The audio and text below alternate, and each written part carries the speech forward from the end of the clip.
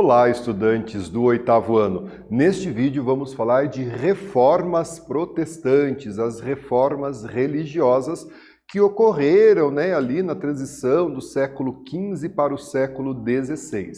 Quando a gente diz reforma, é um conceito diferente de revolução. Na reforma, as estruturas serão preservadas. No caso das reformas religiosas, vai ser propostas novas formas de ser cristão, do cristianismo. Ninguém vai deixar de ser cristão, porém vão ser cristãos de uma forma nova, Então aqui na Idade Média, a Igreja Católica, ela era muito rica e poderosa, E havia aí um número muito grande, de pessoas, grupos sociais, líderes descontentes com as práticas religiosas da Igreja Católica ali nessa transição da Idade Média para a Idade Moderna, não é mesmo?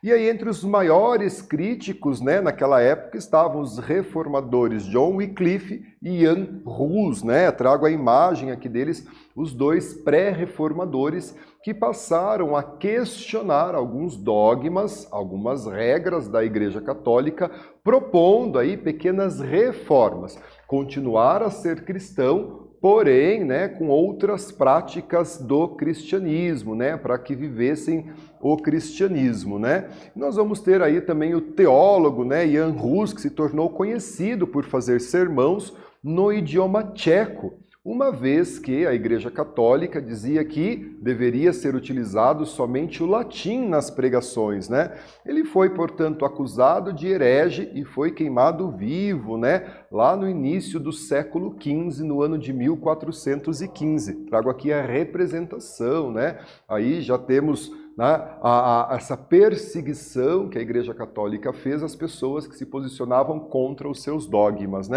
E aqui alguns reformadores, chama a sua atenção, para Lutero, Calvino e Henrique VIII, os três grandes movimentos reformistas que vão acontecer na Europa ali no século XVI, O Martin Lutero, ele vivia na região onde hoje é a Alemanha e ele defendeu, por exemplo, que a salvação se dava apenas pela fé, enquanto a Igreja Católica, naquele período, vendia a salvação, vendia o perdão, através da venda das indulgências.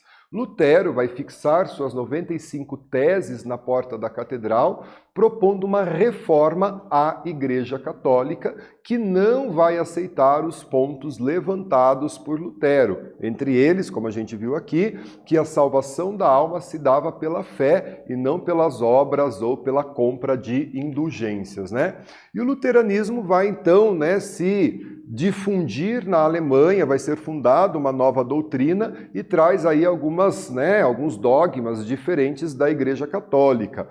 O cristianismo vai continuar sendo exercido aqui dentro do luteranismo, a justificação pela fé, a salvação pela fé, o sacerdócio universal e a Bíblia é a única fonte, da verdade, Então, o Lutero, inclusive, vai traduzir a Bíblia do latim para o alemão, e nesse contexto a gente tem o surgimento da imprensa de Gutenberg, e ele vai proporcionar que as pessoas, o público em geral, pudesse ter acesso à Bíblia, claro, aqueles que soubessem ler, o que era a minoria da população. E o João Calvino, que acreditava na predestinação, a teoria da predestinação, e que as pessoas nada podiam fazer para mudar o seu destino. E aqui é a representação do João ou Jean Calvino, beleza?